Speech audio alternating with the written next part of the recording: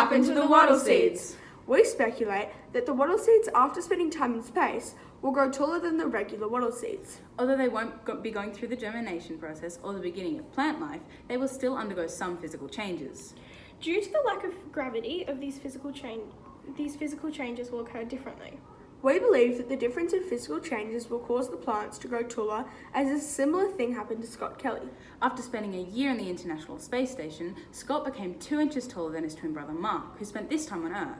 This is because the lack of pressure of the joints and tissues caused them to stretch.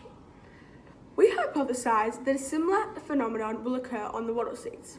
Although there might not be consistent changes in the photosynthesis and water relation processes.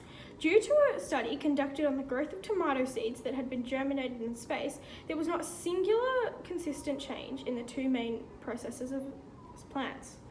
Overall, we believe the wattle seeds will either have a consistent change in height or a non-consistent change in photosynthesis and water-related processes. Thank you for taking the time to look at our submission. We are excited to have a chance to participate in this revolutionary experiment.